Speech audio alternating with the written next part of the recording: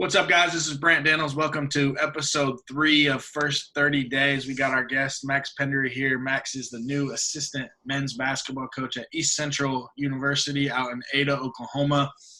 Also, if you haven't caught it right now, he's a co-host of one of the hottest podcasts is out right now with the Coaches Routes podcast. Really interesting guests. I think they pumped out episode 16 or something like that today. And all of them have been really chock full of interesting stuff that you should check out. I want to give a quick shout out to Rising Coaches and Adam and Brandon and everybody over there for giving me the opportunity and platform to host the show. If you haven't checked out Rising Coaches, head over to risingcoaches.com. By far the best investment I've made in my professional career. So, Coach, man, how's everything going? All's good. I mean, I could complain, but, I'm blessed to have a spot. So it's, it's a good start, but, we'll see how things go. Like you said, we're kind of unsure of the future. So. For sure. Well, let's start off with something funny maybe about you that you learned about yourself during quarantine that you weren't necessarily aware of when everything else got started. I suck at guitar. I bought a guitar. I tried to, teach myself. It's hard. I'm not a musician. So that's probably the one thing I learned. And then I tried to push my push-up limit a little bit. So I learned that I can increase that, but it's still pretty weak. So I got a long ways to go in both categories. So when I was in college, one of my teammates was big on guitar, and I thought I was going to catch up to him. And I practiced guitar for about 6 weeks and only figured out how to play the intro to Smoke on the Water. And it's still that's pretty good. It's about 3 little strings and 1 chord, so it's not too bad. So, well, let's dive right in, man. Can you tell us a little bit, just about you as a person, how you got started in basketball, from a player into launching your coaching career all the way up to how you landed in NADA? Yeah, for sure. And bear with me, I can get a little long-winded, so just tell me to shut up. But I wasn't a very good player past, in through high school. I played, but I wasn't very good, and I knew I couldn't play at the college level. So I just went to school. I love sports and obviously love basketball, so I wanted to stay in that area of work. So I went to Ohio University. I didn't know I wanted to coach. And then through, I'd say my sophomore year, maybe early junior year, I knew I wanted to coach. So I just kind of reached back out to my old AAU and high school coaches and tried to work some camps and tried to get on as a manager at Ohio University. That didn't work out, but right after graduation, through some advice I had been given, I just wanted to go around and talk to different schools and stop in basketball offices, drop off my resume. And I was crazy naive. I thought I knew basketball. I thought I knew the business. And I thought, I could get like an entry level. Nobody wants to, we'll see what Thad Mata's doing up there in Columbus. Maybe he's got a GA spot that I can have. And I didn't understand how difficult that would have been. But, and obviously that didn't happen. But actually, while I was at the shot and I was trying to find my way in, I got a text from the head coach at the time at Cincinnati Christian University, NAIA school that has since closed down. And Kellen Zawadzki said, hey, I got your resume that you dropped off, blah, blah, blah. We got a spot open. I was like, oh, a graduate assistant spot. And he's like, no, an assistant spot. I was like, whoa, okay. I could be ready for that. And of course I wasn't. So I went and interviewed, wore a suit, probably could have wore a polo. And I was going to take whatever he was going to give me. So he added me to his staff. I coached there for 3 years, learned a lot, from him and from other guys on staff. I hit the ground running, learned a lot from myself.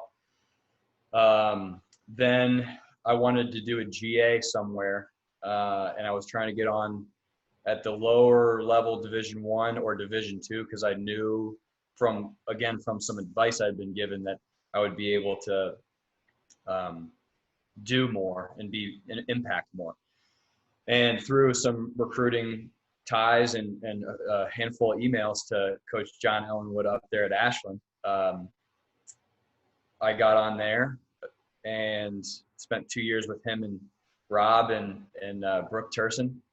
Learned a lot, again, a ton from those guys.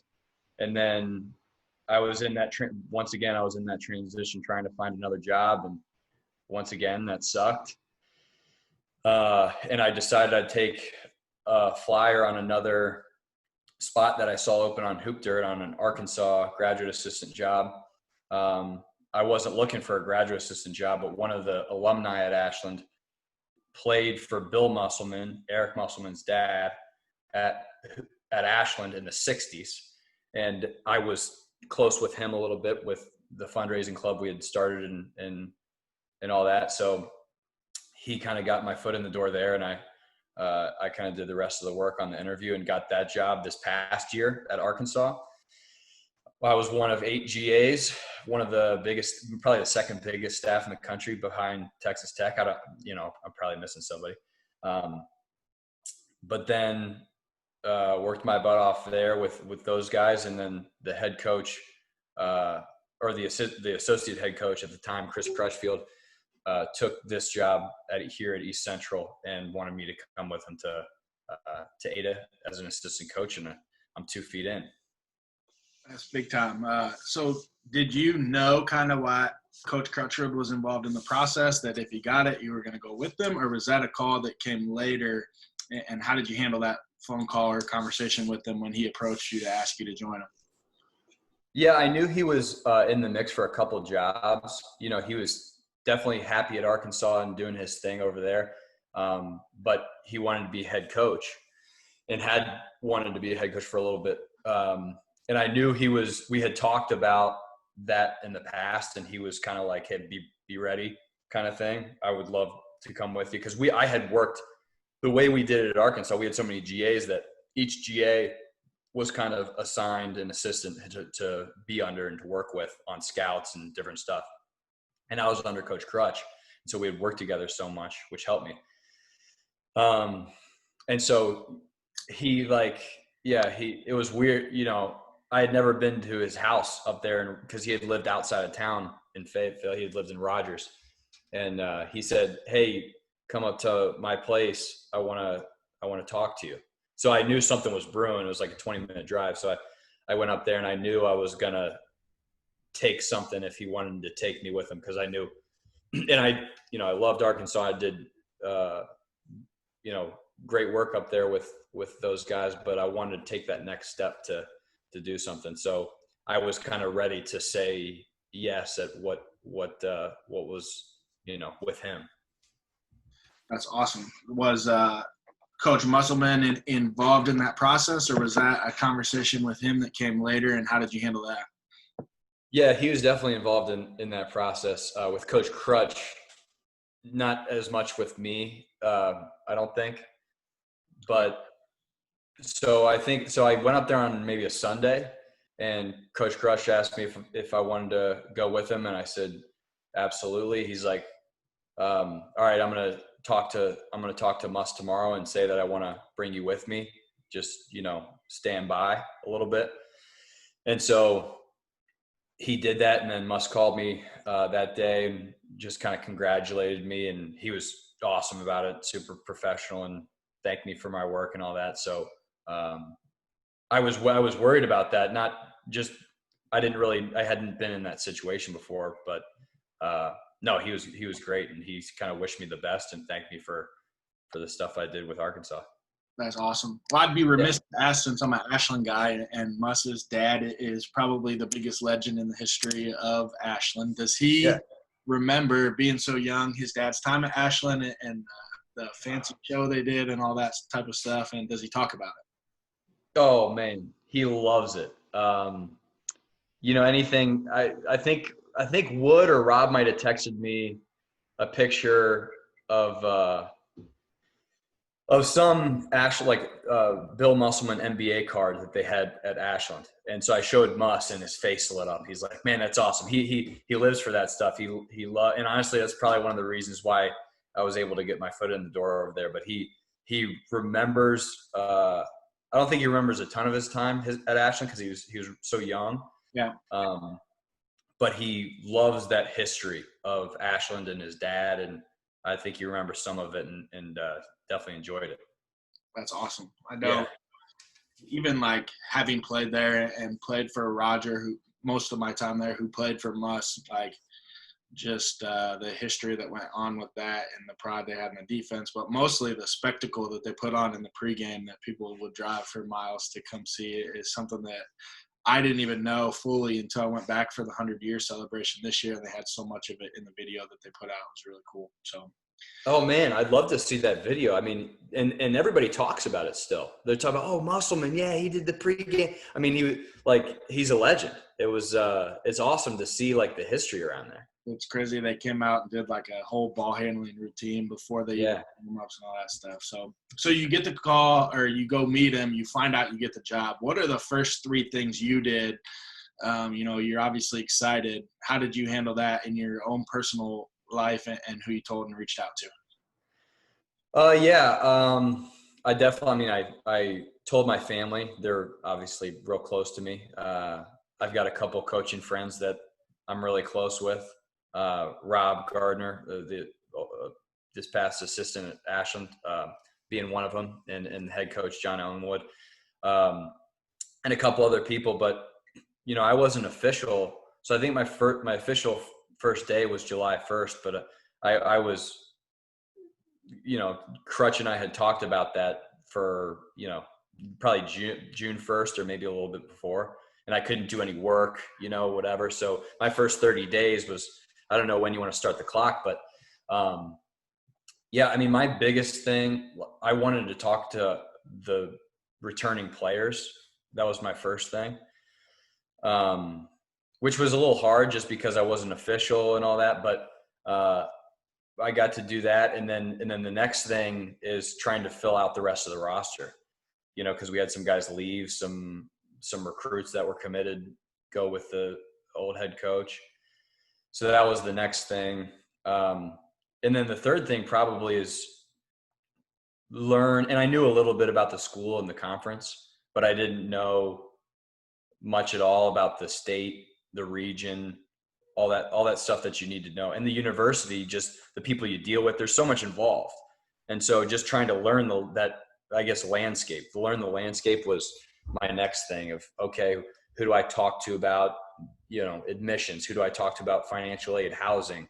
Like, where can I get whatever? So those were the 3 big things. But talking to our players was by far, I think it's so hard to, you only have, this is a specific case with COVID, but normally you only have a couple months until you start getting them on campus and practicing. So getting those guys connected and building that foundation of culture is so important. So starting soon, I think, is the number one thing.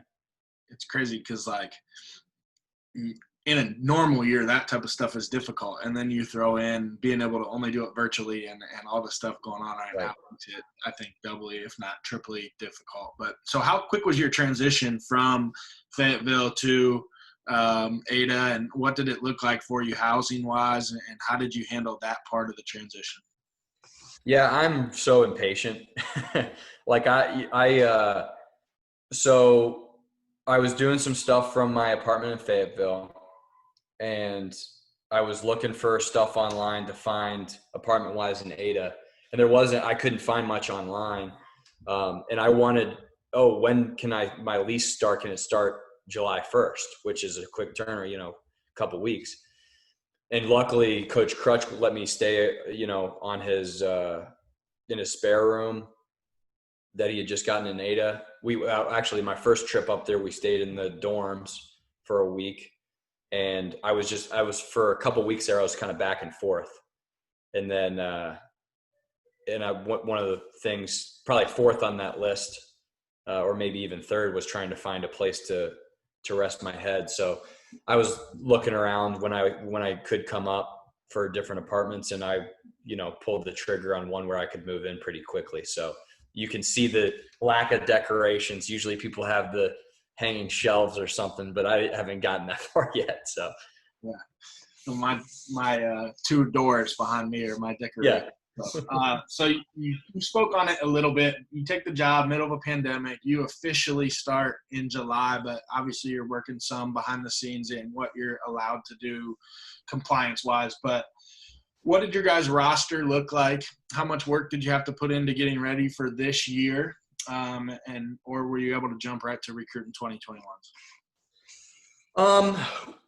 Coach Crutch obviously took the lead on that of who's coming back. He didn't, he wasn't gonna.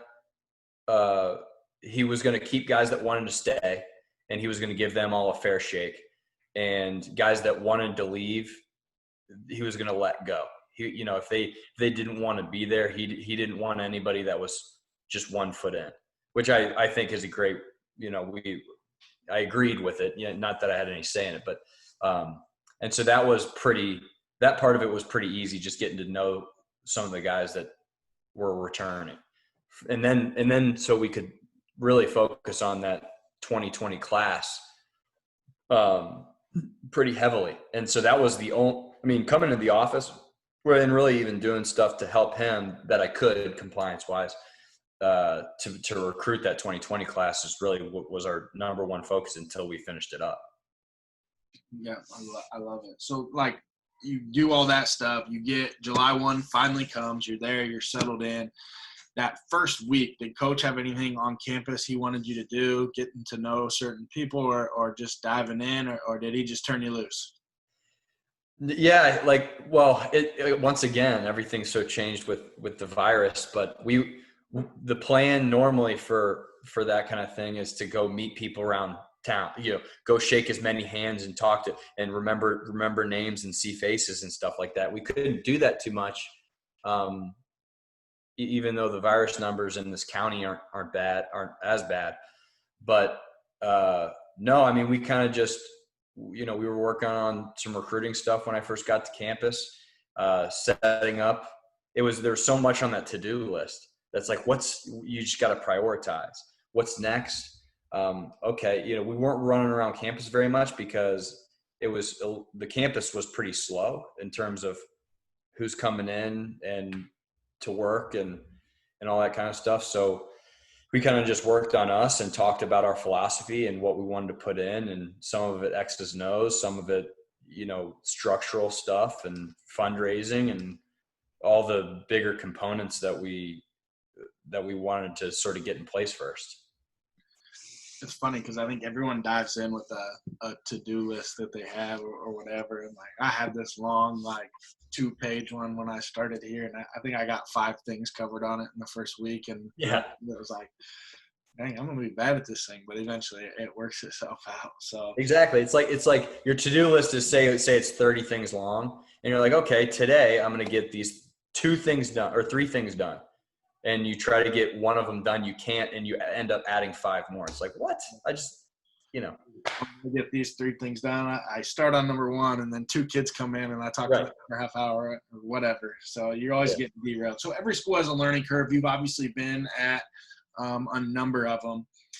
They all do things different. What was the biggest adjustment for you coming from Arkansas and the responsibilities you had there compared to where you're at now and what you're doing? Well, first off, I had already been at the Division II level, so I got it. I understood. So that was easier transition than if I were just to start at Arkansas and go there, I think. And obviously, facilities and everything that's different. But from a responsibility standpoint, going from 18th on the staff to second is, I finally got back in recruiting. I got to have a say in what we ran because this guy's good at this and this guy's not good at this or whatever. So it was refreshing for me because I did a little bit of that and helped a lot with that thinking at Ashland, but there's still a learning curve when you're actually that second guy. So I think, just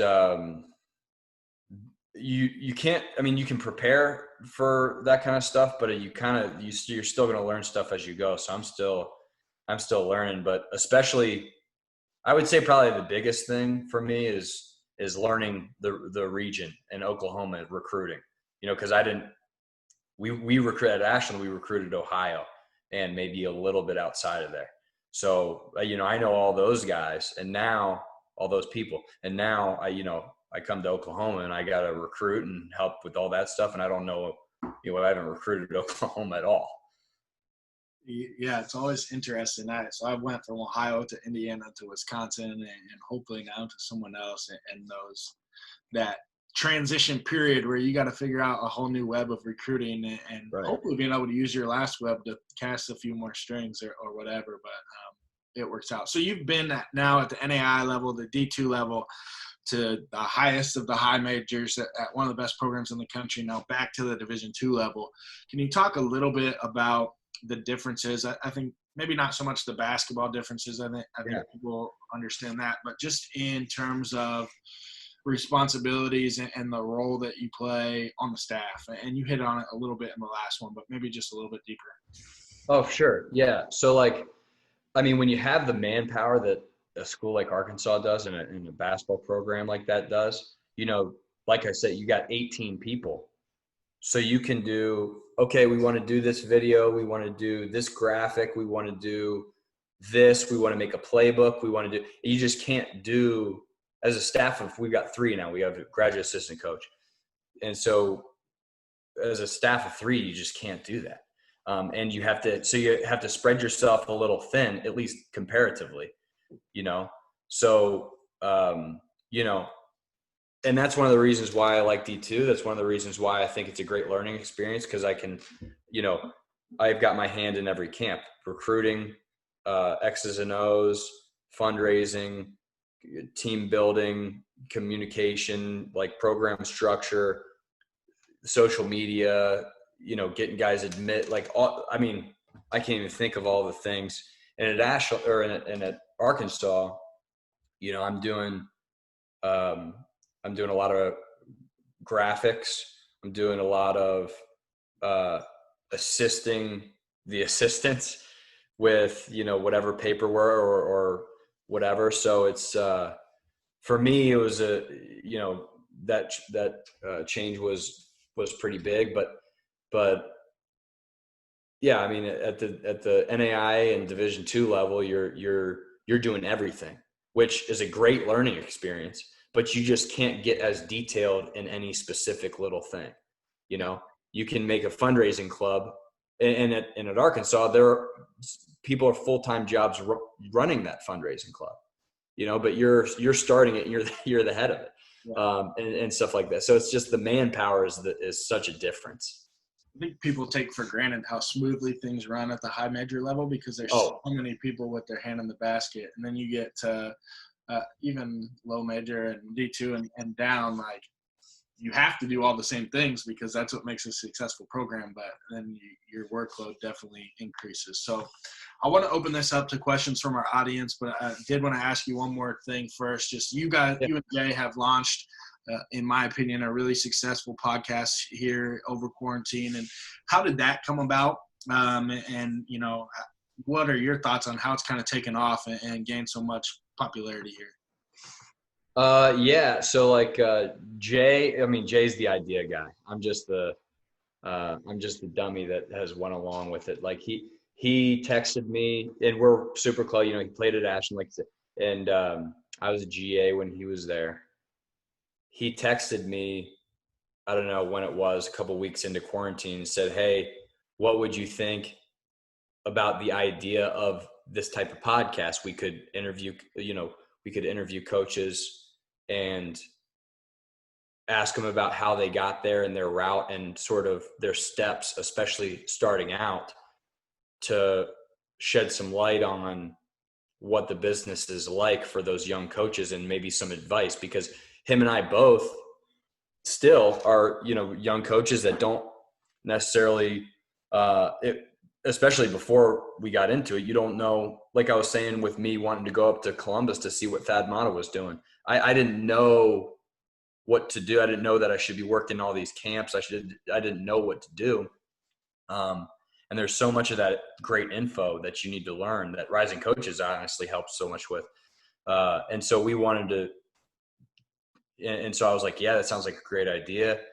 Let's, who could we have on? So we started talking about guests, and I think the coaches wanted to get on more than we gave them credit for, than we thought they would.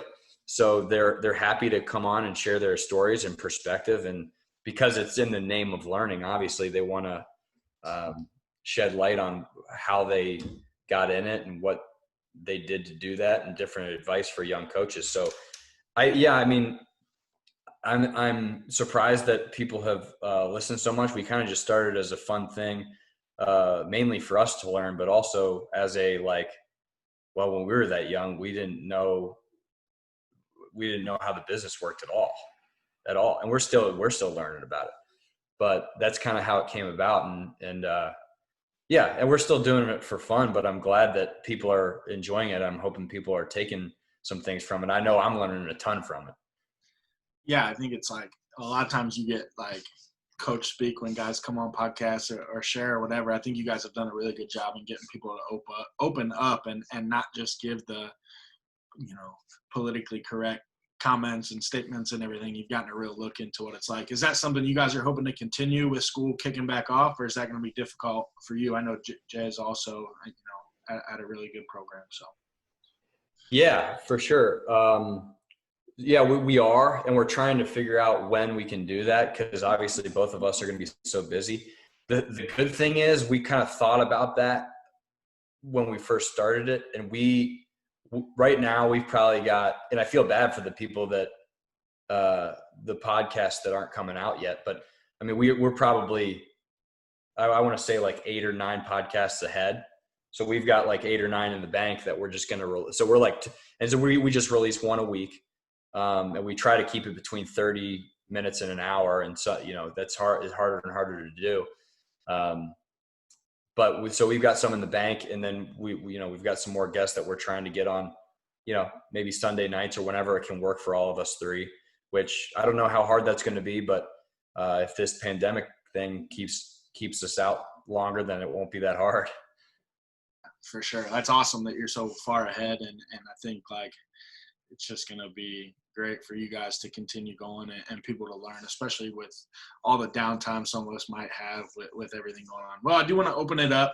I'm sure some of the guests may have questions. So guys, feel free to unmute your mic, introduce yourself to coach, and ask your questions.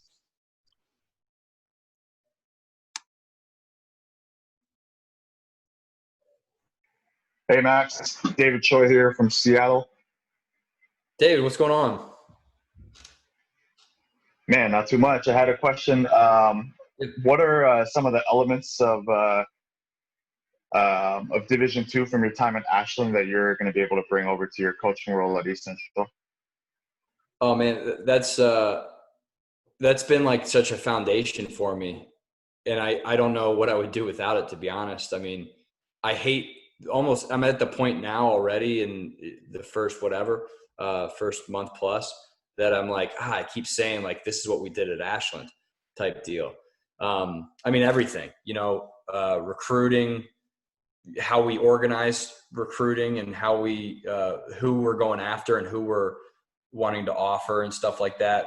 How we practice. I learned so much about practice plans and what worked, what didn't work at that level.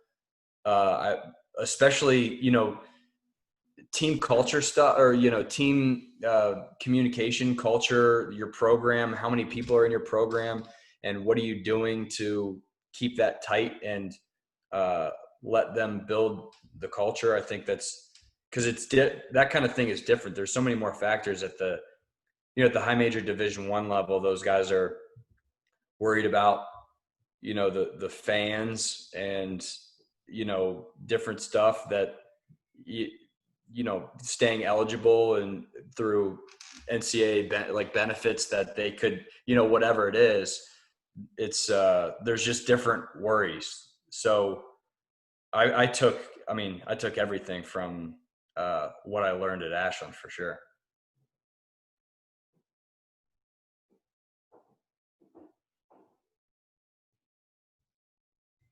I'll ask a question.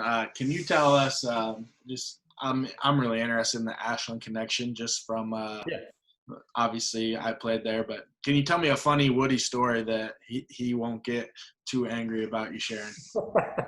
Oh, for sure. I've got a bunch of them. Woody's awesome. He's a great guy. I mean, like I said before, I mean, I learned so much from him. Everything that I'm doing is modeled after that stuff. I don't even remember what happened. This is the one that just comes to mind, but I don't even remember what happened. But I'll give you two stories, and he might be a little upset about the second one. The first one isn't that great. It's just I don't even remember what happened in practice, but he got so mad, and he wants to make.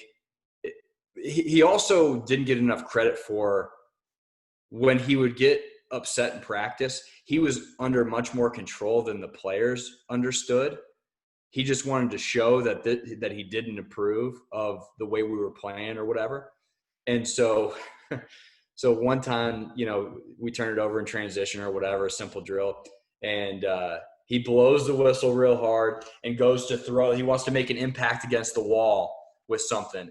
But he decides, instead of smacking with his hand or doing whatever, he decides to chuck his whistle at it and just makes this like faint little, and so it was so anticlimactic. But the second one was a technical he ended up getting. We were like 16-1 at the time, top 10 in the country. We were playing the second best team in the conference at home, and he got hit with a technical that he shouldn't have gotten, in my opinion. And he started to walk away, and they gave him another technical for no apparent reason.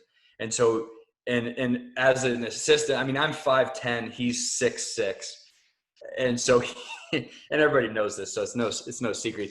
He charges back to argue, and I'm trying, and I reach out to try to hold him back, and it was no contest whatsoever. So I'm glad that we never got into any physical altercation. We never would have, but no, those were, and there's a lot of great times too with Coach Wood playing cards on the road and getting food and stuff like that. So my time up there was awesome.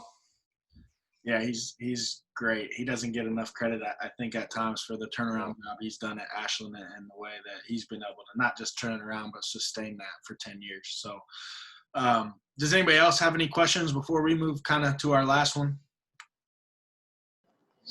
Yeah. What's up, Coach? My name is Caleb Krupa. I'm an assistant at Westtown. I just wanted to ask you talked about some of the things that you were working with your head coach now. What are some other things that you were doing as a GA that you just finished up in your year at Arkansas? Caleb, what's up, man? Yeah, I know you. You're doing the panels and stuff like that. I love it. Yep. Let's see, Arkansas. So, like I said, each GA was kind of split up to an assistant.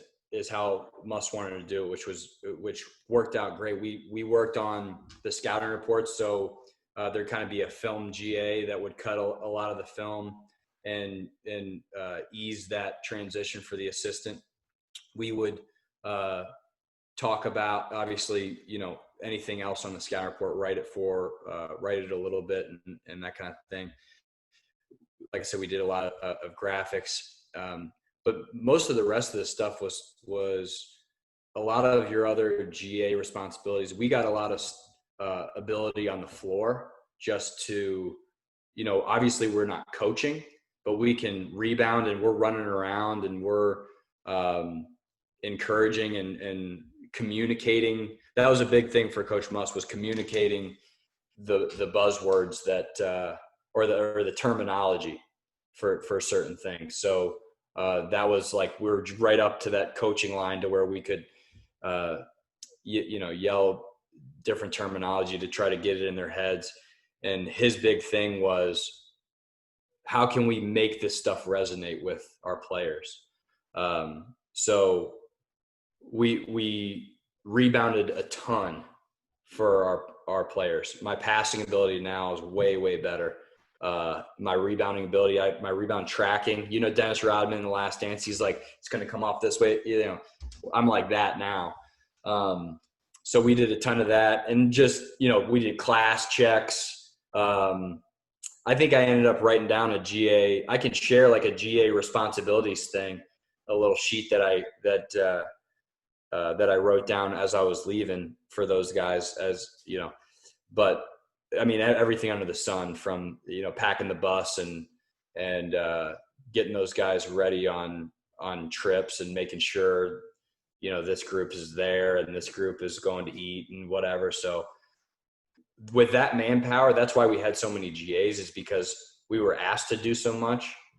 People think like, oh, you guys got 8 GAs, you must just be sit. But no, it was like we definitely worked, and it was all worth it. I mean, we like all that stuff it shows your players the like interest and commitment and all that stuff that, Coach Musk wants in a program. So I think, hopefully we helped in that kind of stuff, but I can send you that little, I'm sure I'm missing half of it, but. That's awesome. Thanks for sharing, Coach. I'd love to see that too. I think like anytime you can see something like that, it's beneficial. So I guess last question for me is, you're all settled in, your guys are moving into campus, and everything's starting to get rolling. So what's next? What should we expect from the Tigers this year and going forward? Yeah, I mean, so much is unknown. So, and you can't control it. But as things sit now, we're going to start working out with the guys, doing some skill development stuff when we're permitted. And it's hard to tell. I'll say this, being in the first year, it's really hard to tell. And even coming from Division II beforehand, it's really hard to tell how good we'll be. I think we have a ton of talent. We have a great team. We have a great, I keep saying culture, but it's more about, the guys that we have around our program and our coaching staff. I think we just have a great group that meshes well. And so I think down the road and this year too, we've got all the components. We got talent, we've got potential, we've got the area, we've got the school, support and all that stuff. And it's just, I wouldn't have come here with Coach Crutch if I didn't think the sky was the limit. So I'm beyond excited for everything. I think so is, obviously Coach Crutch is too. And I think, we're all just, it's torture though. We're just not, we're not on the floor. We're watching them just shoot by themselves and distancing and all that. But hopefully that torture ends soon. That's all I'm hoping for. So. Yeah, I think everybody's in the same boat there of hoping that things get back to whatever new normal is going to be, and that we can all get back on the floor soon. And I want to thank you a lot for hopping on. I think tonight was great, and just giving guys an insight to not just what it is to be a new assistant, but even at all the levels you were at. And I want to wish you luck this year, man. Thanks again for joining us. Thanks again to Rising Coaches. If you haven't checked out Rising Coaches, make sure you head on over to risingcoaches.com. A really great network of coaches, young and old, really trying to form genuine, lasting relationships in this business and change kind of the behind-the-scenes stuff that goes on and forming a really genuine, connected network. So thanks to everybody for tuning in, and we'll see you next week with another assistant coach coming on to talk about their journey in the business. We'll see you guys later.